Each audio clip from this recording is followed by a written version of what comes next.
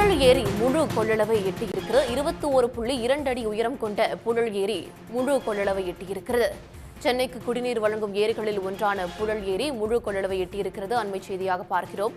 கூடுதல் விவரங்களை வழங்குகிறார் நம்முடைய செய்தியாளர் ஸ்ரீதர். ஸ்ரீதர், விரிவான தகவல் என்ன? சென்னைக்கு குடிநீர் வழங்கும் ஏரிகளில் பிரதான ஏரியாக புழல் ஏரி அமைந்திருக்கிறது. புழல் ஏரிக்கு ஏற்கனவே தென்மேற்கு பருவமழை மற்றும் பூண்டி ஏரியிலிருந்து நீர்வரத்து வந்து கொண்டு படிப்படியாக நீர்மட்டம் அதிகரித்து வந்தது. அண்மையில் வடகிழக்கு பருவமழை தீவிரமடைந்து டிட்வா புயலின் காரணமாக 4 நாட்கள் இடைவிடாது கொட்டி தீர்த்த கனமழை காரணமாக ஏரியின் நீர்மட்டம் கிடுகிடுவென உயர்ந்து முழு கொள்ளளவை இன்று எட்டியிருக்கிறது.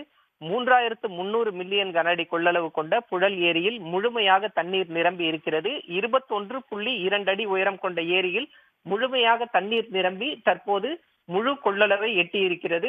ஏரிக்கு நேற்று 470 கன அடியாக இருந்த நீர்வரத்து இன்று காலை 640 கன அடியாக அதிகரித்திருக்கிறது.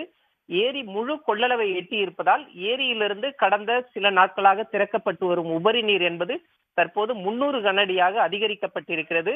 புழல் ஏரியிலிருந்து திறக்கப்படும் உபரி நீர் எண்ணூர் கடலில் சென்று கலக்கிறது. உபரி நீர் கால்வாய் வழியே அமைந்திருக்கக்கூடிய நாரவாரிக்குப்பம், வடகரை, கிராண்ட் லைன், சாமியார் மடம் உள்ளிட்ட 10க்கும் மேற்பட்ட கிராம மக்கள் உபரி நீர் கால்வாயிலில் எட்டி பார்ப்பது, துணி துவைப்பது போன்ற எந்த செயல்களிலும் ஈடுபட வேண்டாம் எனவும் உபரி நீர் கால்வாய் ஓரம் வசிப்பவர்கள் பாதுகாப்பாக இருக்குமாறு மாவட்ட ஆட்சியர் அறிவிப்பை வெளியிட்டுள்ளார்.